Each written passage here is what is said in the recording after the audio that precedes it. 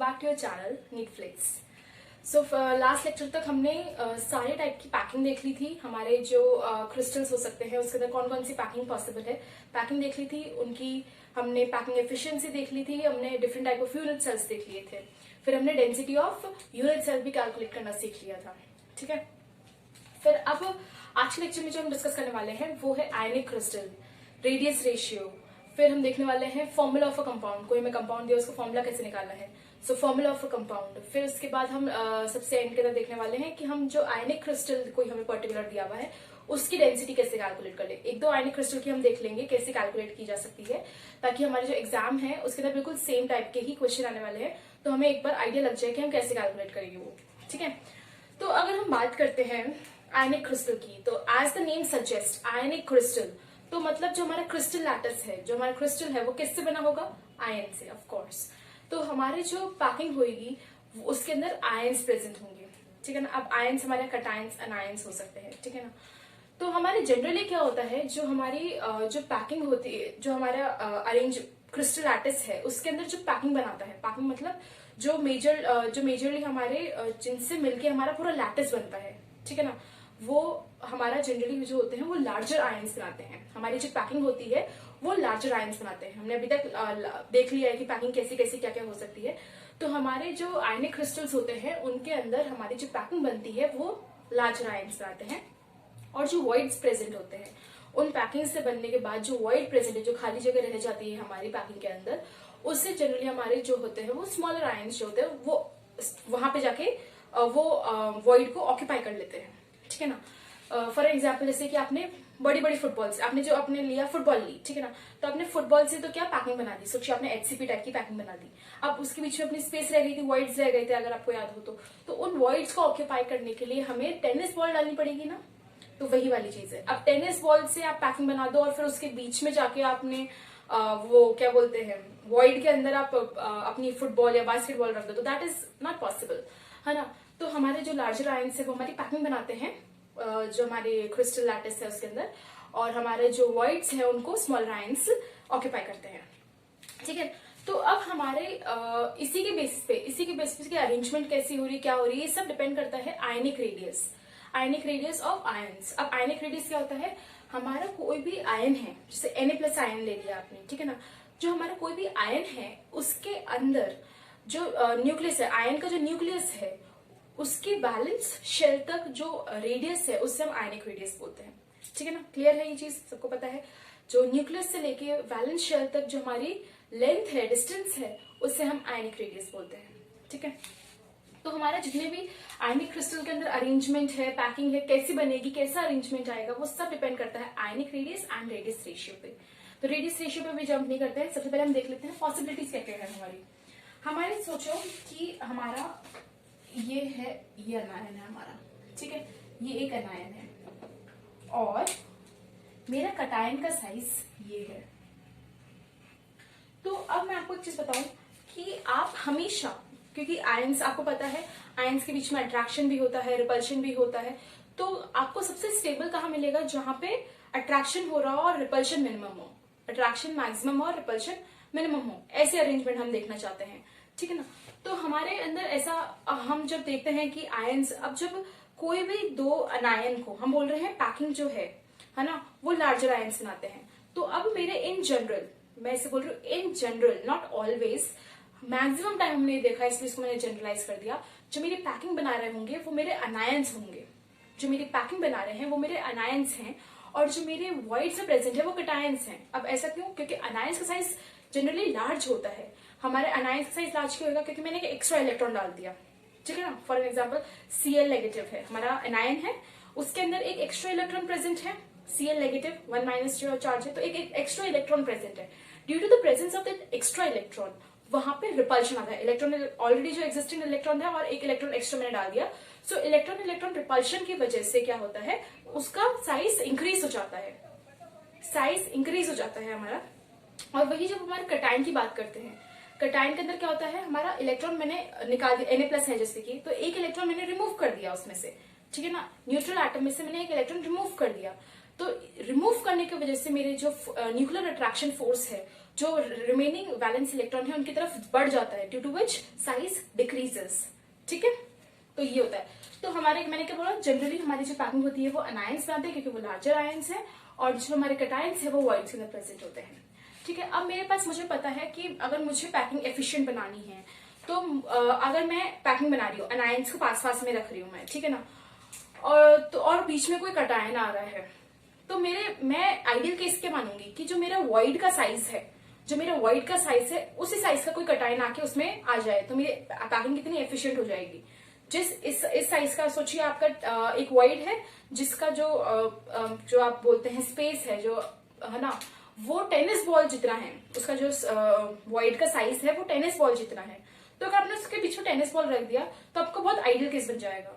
But आपको पता है कि हमारे आयंस, क्योंकि हम आयनिक क्रिस्टल के अंदर हमारे जो आयंस है उनके अंदर रिपल्शन और अट्रैक्शन दोनों चीज होती है। मैं कोई दो अनायन को पास में रखूं तो वहां पे, because of the presence of electron cloud of one अनायन and the electron cloud of another अनायन, उनके बीच में क्या होगा, रिपल्शन होगा। ठीक है, उनके बीच में क्या होगा, रिपल्शन होगा। तो मेरे को ऐसी चीज देखनी है जिसके अंदर मेरा, और वही मेरा अनायन और जब मेरा वॉइड जाएगा तो वो कटायन होगा, तो अनायन कटायन के बीच में अट्रैक्शन है, तो मुझे देखना है कि मेरा अट्रैक्शन मैक्सिमम हो और रिपल्शन मिनिमम हो। ठीक है ना, तो ये पॉसिबिलिटी, 3 पॉसिबिलिटी है। जैसे कि आप सोचो, हम एक बार ट्रायंगुलर से स्टार्ट करते हैं, फिर हम एक बार वापस लीनियर पे आएंगे। ठीक है ना, अब आप सोचिए ये हमारे अरेंजमेंट है। ठीक है ना, एक पॉसिबल अरेंजमेंट ये है,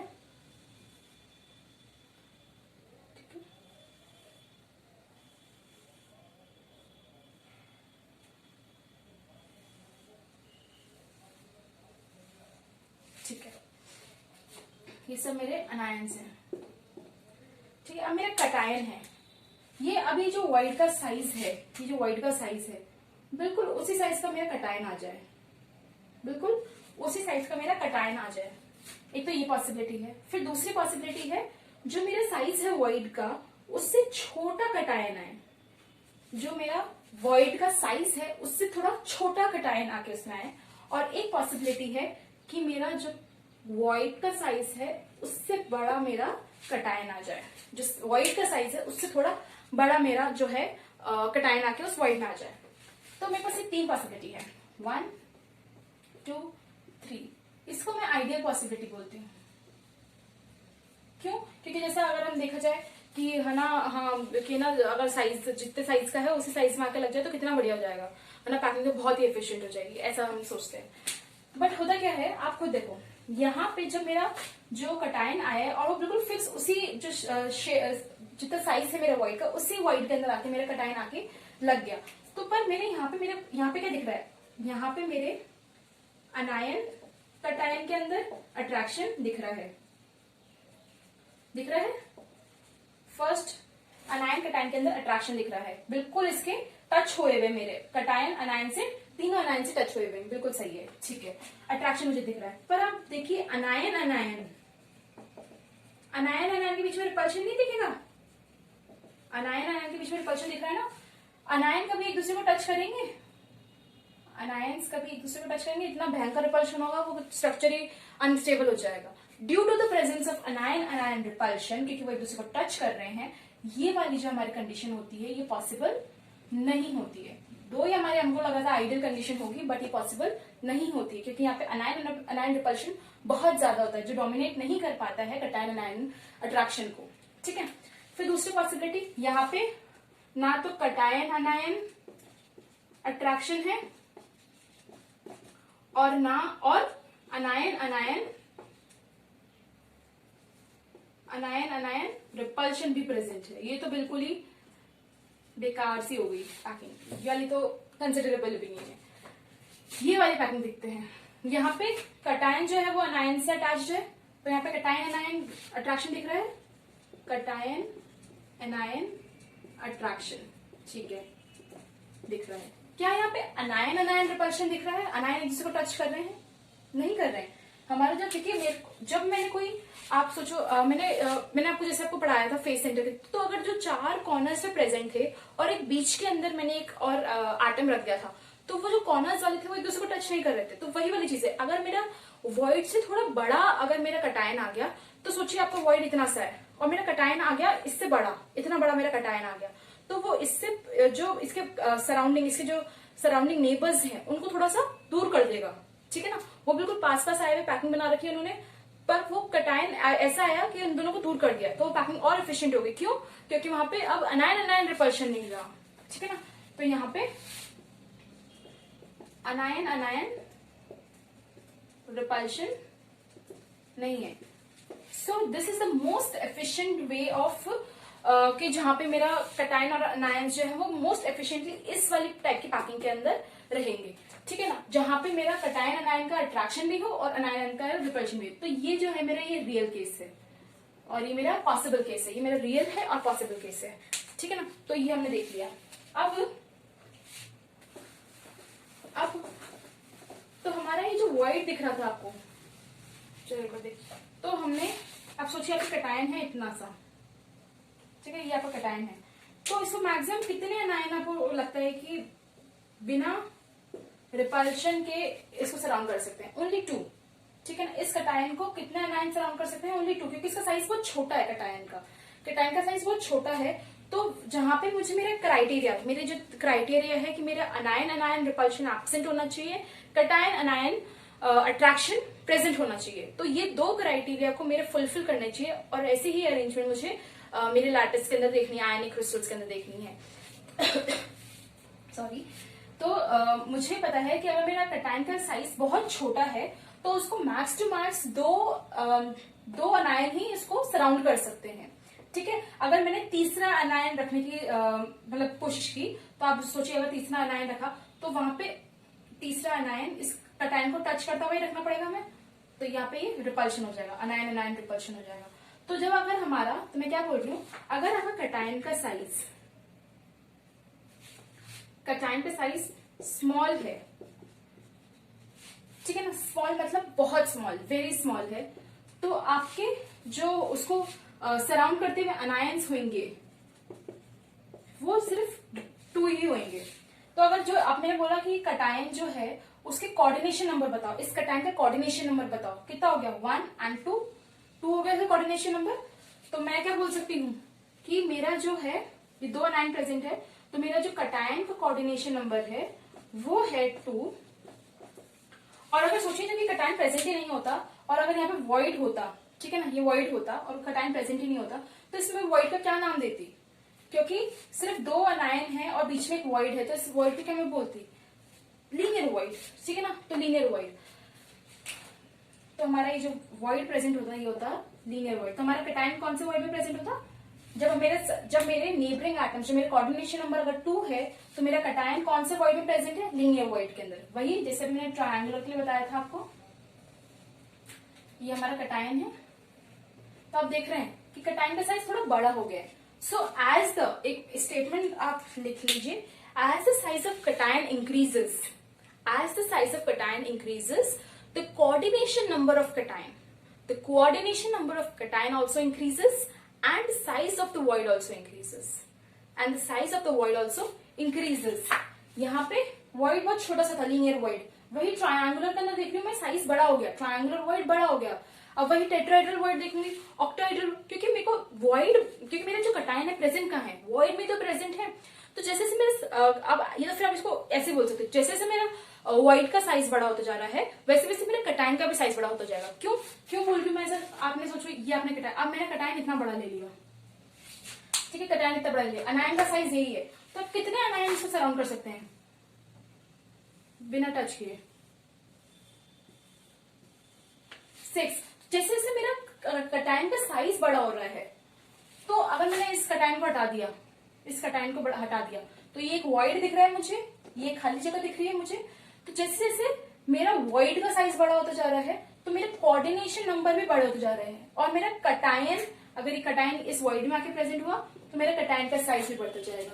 तो आप कैसे बोल सकते हो इसको? जैसे जैसे आपका कटायन का साइज बढ़ रहा है वैसे वैसे आपके कोऑर्डिनेशन नंबर बढ़ रहे हैं। आप देख रहे हैं जब छोटा सा कटायन था तब सिर्फ 2 ही अनायन को सराउंड कर पा रहे थे, फिर जब मैंने 3 अनायन लिए तो मेरे मतलब अगर मैंने साइज थोड़ा बड़ा करा कटायन का तो 3 अनायन इसको सराउंड कर पा रहे हैं। मैंने और बड़ा करा साइज तो वॉइड का, क्योंकि वॉइड में ही वो कटायन प्रेजेंट है, तो साइज ऑफ वॉइड और कटायन। बात एक ही है, मैंने आपको इनिशियल लेक्चर्स के अंदर बताया था कि अगर आपको कोई पूछे कि वॉइड का कोऑर्डिनेशन नंबर क्या है, या फिर आपको कोई बोल दे कि ये एटम इस वॉइड में प्रेजेंट है, तो उस एटम का कोऑर्डिनेशन नंबर क्या है, तो उस एटम और उस वॉइड का कोऑर्डिनेशन नंबर वही होगा जो उस एटम का कोऑर्डिनेशन नंबर वही होगा जो उस वॉइड का कोऑर्डिनेशन नंबर है। ठीक है ना, दोनों का सेम होता है, क्योंकि वो जो वॉइड है उसमें वो एटम आ गया अब।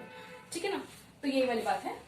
तो हमारा क्या है, तो जैसे जैसे मेरे कटायन का साइज बढ़ता जा रहा है वैसे वैसे मेरा कोऑर्डिनेशन नंबर बढ़ता जा रहा है, और वैसे वैसे मेरा साइज कटायन और वॉइड दोनों का साइज बढ़ रहा है। ठीक है ना, हो आपको ये चीज अच्छे से क्लियर हो गई है। तो अब इसी को देखते हुए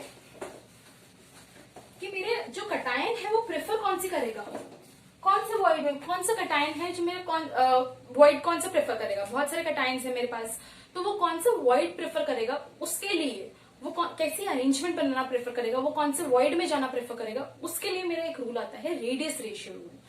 रेडियस रेशियो रूल के अकॉर्डिंग क्या है, रेडियस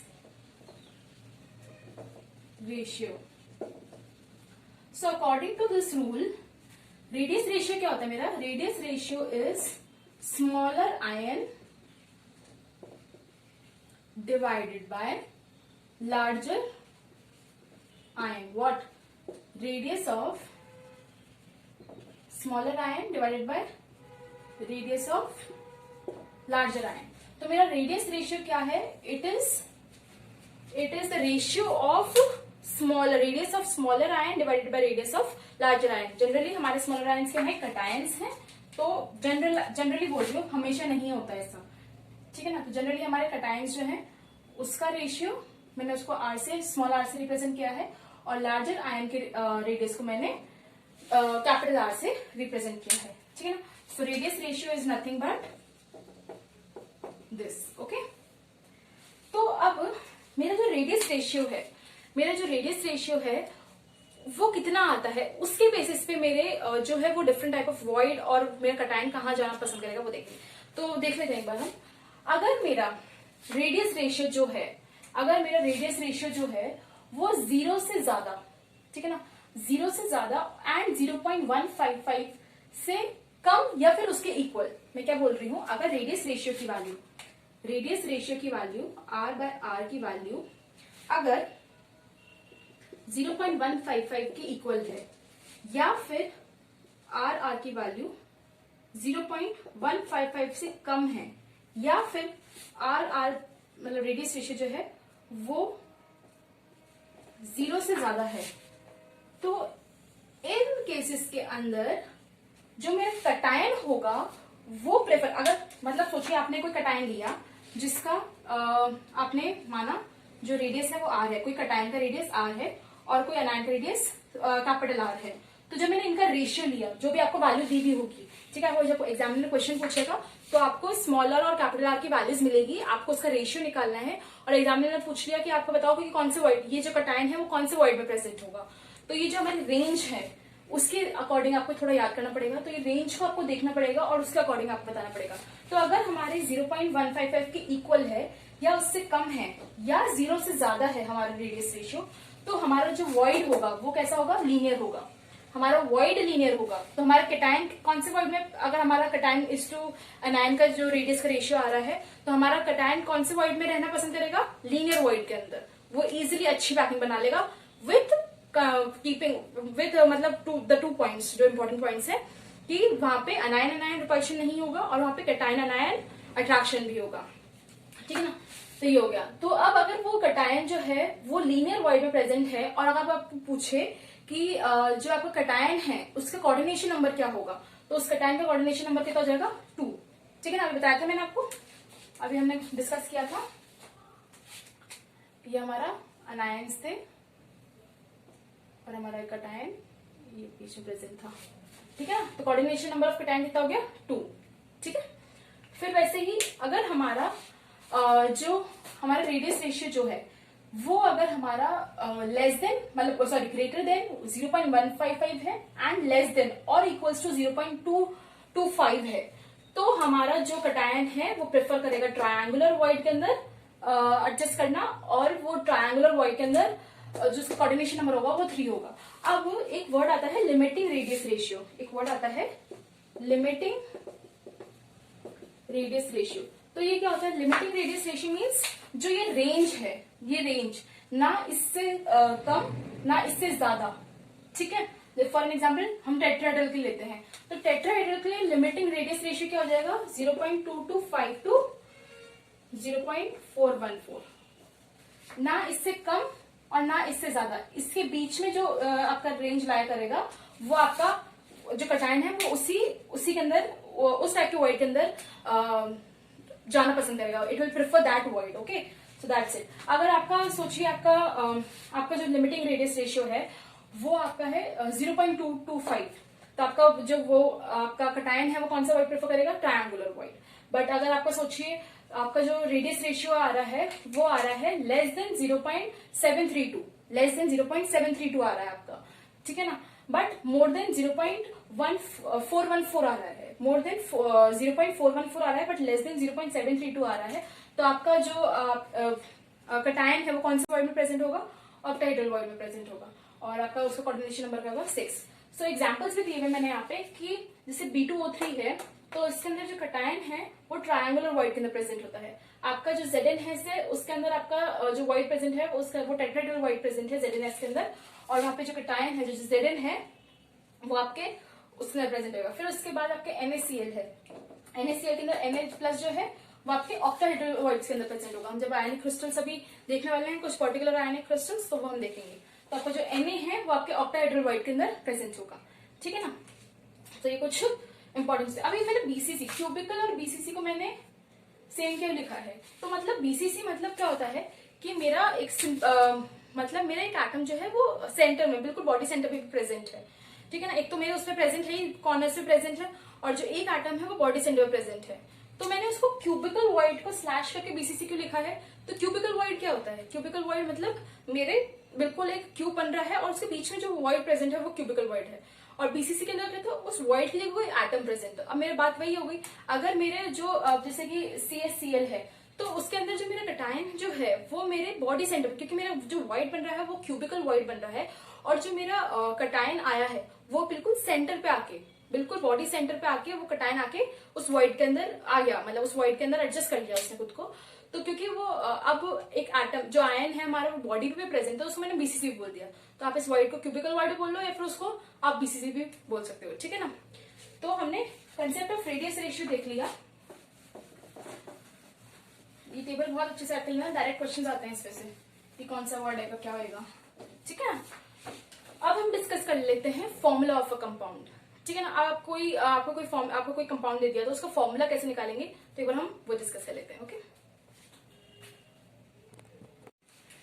तो अब हम देख लेते हैं फॉर्मूला ऑफ अ कंपाउंड, ठीक है ना। इसके अंदर हम दो टाइप के मेजर टाइप के क्वेश्चन सॉल्व करेंगे, जिससे आपके जितने भी अलग अलग क्वेश्चन आने वाले हैं इन 2 टाइप्स के अलावा और कोई क्वेश्चन नहीं बन सकते। क्वेश्चन बहुत सारे हो सकते हैं पर टाइप्स यही होंगे, तो एक बार उनको डिस्कस कर लेते हैं। अब फॉर्मूला ऑफ कंपाउंड हम समझते क्या है फॉर्मूला से? तो फॉर्मूला हमारे कंपाउंड का वो सिंपलेस्ट होल नंबर रेशियो है, जितने एलिमेंट्स प्रेजेंट है उनका सिंपलेस्ट होल नंबर रेशियो, ठीक है ना। अभी हम जो क्वेश्चन देख लेंगे तो आपको बहुत अच्छे से समझ आ जाएगा। बाकी what is formula? Formula is the simplest whole number ratio of the elements which are present in that compound, ठीक है। सो फॉर एग्जाम्पल हम देखते हैं क्वेश्चन नंबर 1। यहाँ बोल रहा है कि एक एक्स एटम है जो प्रेजेंट है 6 कॉर्नर्स ऑफ अ क्यूब, ठीक है ना। सारी चीजें आपको आपके क्वेश्चन में मिल जाएगी, इसलिए आपको टेंशन करने की कोई भी जरूरत नहीं है। अब सबसे पहले इसने बता दिया कि वो हमारा जो है क्यूब है, ठीक है ना। तो हमारा जो एक्स एटम है वो हमारे 6 कॉर्नर्स ऑफ क्यूब पे प्रेजेंट है। तो जो जो दिया हुआ है हम एक बार वो लिख लेते हैं। तो अब कॉर्नर्स के अंदर एटम का कंट्रीब्यूशन कितना होता है? 1/8, ठीक है ना, 1/8। और कितने कॉर्नर्स पे प्रेजेंट है? 6 कॉर्नर्स पे। तो कितना हो गया ये? 3/4। तो मैं क्या लिख सकती हूँ? एक्स का जो है वो x 3/4, ठीक है ना। सो 1/8, क्योंकि मैंने कॉर्नर्स की बात करी है और क्योंकि यहाँ पे लिखा हुआ है कि जो एक्स एटम है वो 6 कॉर्नर्स पे प्रेजेंट है, तो मेरा जो आया वो आया 3/4। मतलब एक्स जो है वो जो इसका हमारे जो कंपाउंड का फॉर्मूला है उसके अंदर जो एक्स है उसका इतना है कंट्रीब्यूशन, ठीक है। अब जो y है, y जो है वो रिमेनिंग कॉर्नर्स, अब रिमेनिंग कॉर्नर्स, यहाँ पे 6 कॉर्नर्स हो गए थे और हमारे टोटल क्यूब के अंदर कितने कॉर्नर्स होते हैं? 8। ओके, तो हमारे 6 कॉर्नर्स पे तो x प्रेजेंट है। अब रिमेनिंग कॉर्नर्स कितने हो गए हमारे? रिमेनिंग कॉर्नर्स हमारे रह गए 2। ठीक है, प्लस एक तो y कॉर्नर्स पे भी है, रिमेनिंग कॉर्नर्स पे भी है, प्लस वो एक और जगह प्रेजेंट है on those faces which are not opposite, which are not opposite to each other. अब इसका क्या मतलब है? हमारा ये क्यूब है, ठीक है, क्योंकि यहाँ पे ऊपर लिखा हुआ है ये हमारा क्यूब जो हमने लिया है, ये इटसेल्फ एक क्यूब है। ठीक है, अब ऑपोजिट फेसेस कौन से होते हैं? ऑपोजिट फेसेस, अगर ये टॉप हुआ तो इसका ऑपोजिट फेस क्या हो गया? बॉटम। ठीक है, आपका रूम है, ठीक है, तो बिल्कुल ऊपर वाला जो रूफ है आपका वो आपके फ्लोर के ऑपोजिट है। तो आपके उन फेसेस पे, मतलब जो y है वो आपके एक तो रिमेनिंग कॉर्नर्स, तो रिमेनिंग कॉर्नर्स कितने हैं? 2, क्योंकि 6 कॉर्नर्स पे तो क्या प्रेजेंट है? x प्रेजेंट है। y एक तो आपके 2 कॉर्नर्स पे प्रेजेंट है और आपके उन फेसेस पे प्रेजेंट है जो एक दूसरे के ऑपोजिट नहीं है। तो ऐसे कितने फेसेस हो गए जो एक दूसरे के ऑपोजिट नहीं है? अगर टॉप ले रही हूं मैं तो उसके ऑपोजिट बॉटम वाला है जो हमारा फ्लोर है, बट क्या चाहिए? हमारा रूफ है और हमारी जो मेरे जो लेफ्ट हैंड साइड पे जो मेरी वॉल है, क्या वो एक दूसरे के ऑपोजिट है? नहीं। क्या मेरा जो रूफ है वो मेरे इस वाली वॉल के ऑपोजिट नहीं है? तो क्या वो सामने वाले वॉल के ऑपोजिट है? रूफ और सामने वाली वॉल जो है मेरे उसके ऑपोजिट है? नहीं। क्या मेरी ये वाली वॉल जो लेफ्ट पे है वो मेरी फ्रंट वाली वॉल के ऑपोजिट है? नहीं। तो मेरे ऐसे कितने फेजेस हो गए जो एक दूसरे के ऑपोजिट नहीं है? ऑल टोटल फेजेस होते हैं 6, पर ऐसे फेजेस जो एक दूसरे के ऑपोजिट नहीं है वो कितने हैं? 3। ठीक है ना, तो फेस का कॉन्ट्रीब्यूशन, तो y कितना हो गया? y हो गया, अब मेरे को पता है एक तो रिमेनिंग कॉर्नर्स, तो कॉर्नर का कॉन्ट्रीब्यूशन 1/8। ठीक है ना, आपको समझ आ रहा है ना क्या? तो 1/8 तो इसका कॉन्ट्रीब्यूशन हो गया इनटू कितने कॉर्नर्स बचे हुए हैं? 2 plus on those faces which are not. अब फेस का कॉन्ट्रीब्यूशन कितना होता है? 1/2। 1/2 एटम जो है वो उस यूनिट सेल के अंदर कितना कंट्रीब्यूट कर रहा होगा अगर वो फेस से प्रेजेंट होगा? 1/2। हम ये सब चीजें अच्छे से देख चुके हैं। तो 1/2 इंटू, अब ऑन दोज फेसेस, अब कितने फेसेस हैं which are not opposite to each other? 3। तो y कितना हो गया? 1/4 plus 3/2 which will be 1 plus 6। Okay, तो ये हमारा आ गया 7/4। तो हमारा y क्या हो गया? y 7/4। फिर हमारा z देख लेते हैं। z क्या क्या बोल रखा है? z is present on remaining face centres. तो अगर 3 ऑपोजिट नहीं थे एक दूसरे के लिए तो अब रिमेनिंग कितने हो गए? 3, क्योंकि 3 फेसेस पे तो y प्रेजेंट है, तो रिमेनिंग कितने हैं? 3। एंड बॉडी सेंटर, तो मेरा z हाफ कंट्रीब्यूशन है, क्योंकि रिमेनिंग फेस सेंटर पे तो हाफ तो मेरा जो एटम है अगर फेस से प्रेजेंट है तो उसका हाफ कंट्रीब्यूशन होगा इनटू कितने फेजेस पे है? 3 plus body centre, body centre बिल्कुल बीच में प्रेजेंट है तो एंटायरली उसी में प्रेजेंट है तो उसका कंट्रीब्यूशन पूरा 1 होता है। तो ये कितना आ गया? z हो गया 3/2 plus 1, that will give you 5/2। तो z क्या हो गया? 5/2। ठीक है ना, तो मेरा x आया 3/4, y आया 7/4 एंड z आया 5/2। अब मैंने क्या बोला कि फॉर्मूला, जो मेरा फॉर्मूला होता है कोई भी कंपाउंड का, वो होता है सिंपलेस्ट होल नंबर। ये तो सब फ्रैक्शंस है कि होल नंबर है, अब मुझे इनको होल नंबर में कन्वर्ट करना पड़ेगा। तो होल नंबर में कन्वर्ट करने के लिए मैं क्या कर लूंगी? पहले तो मैं लिख लेती हूँ अपना कंपाउंड का 3/x 3/4, y 7/4 एंड z 5/2। अब क्योंकि फ्रैक्शन में है तो मुझे इसको होल नंबर में कन्वर्ट करना है, तो मैं सबको 4 से मल्टीप्लाई कर दूं। तो अगर मैं सबको 4 से मल्टीप्लाई कर दूंगी, 3/4 इंटू 4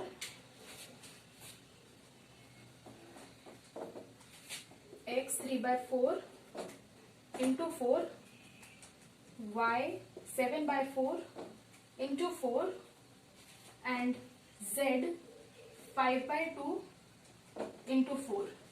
हमने 4 से क्यों मल्टीप्लाई किया, 2 से क्यों नहीं किया? अगर 2 से मल्टीप्लाई करती तो वापस से नीचे फ्रैक्शन रह जाता। ठीक है ना, तो मुझे ये देखना है। तो अब ये मेरा कंपाउंड क्या आएगा? 4 से 4 कैंसिल, 4 से 4 कैंसिल, यहाँ पे 2। ठीक है ना, तो मेरा कंपाउंड का क्या आएगा? x 3 y 7 z 10। तो मेरा कंपाउंड का फॉर्मूला क्या हो गया? X3Y7Z10 ये मेरा कंपाउंड का फॉर्मूला हो गया। जो कंपाउंड जो मुझे दिया हुआ था उसका फॉर्मूला ये है। ठीक है, आगे समझ, कोई प्रॉब्लम नहीं। तो एक टाइप का तो ये क्वेश्चन हो सकता है। दूसरे टाइप का क्वेश्चन आपके पास आ सकता है कि आपका एक बी एटम है जो सीसीपी पैकिंग बना रहा है। आपका जो बी एटम है वो सीसीपी पैकिंग बना रहा है और आपका ए एटम जो है वो सारे ऑक्टाहेड्रल वॉइड्स में प्रेजेंट है। उस सीसीपी पैकिंग के अंदर जितने भी ऑक्टाहेड्रल वॉइड्स है उसके अंदर आपका ए प्रेजेंट है। ठीक है ना, तो ये कैसे हो सकता है? अब बी है आपका सीसीपी बना रहा है, तो सीसीपी का हमारा यूनिट सेल क्या होता है? एफसीसी। ठीक है, एफसीसी में एटम्स कहाँ प्रेजेंट होते हैं? एफसीसी के अंदर एटम्स कहाँ प्रेजेंट होते हैं? Atoms present at corners. FCC के अंदर कहाँ प्रेजेंट थे? एक तो कॉर्नर्स पे प्लस फेस पे। तो मतलब मेरा जो बी है वो सीसीपी पैकिंग बना रहा है, तो मतलब मेरा बी कहाँ प्रेजेंट होगा? मेरा बी प्रेजेंट होगा एक तो मेरे कॉर्नर्स पे और एक मेरे फेस पे। देख लेते हैं एक बार। तो कॉर्नर्स पे, तो अब बी जो है कॉर्नर्स पे कितना कंट्रीब्यूशन होता है? 1/8 इंटू, अब मेरे क्यूब के अंदर कितने कॉर्नर्स होते हैं?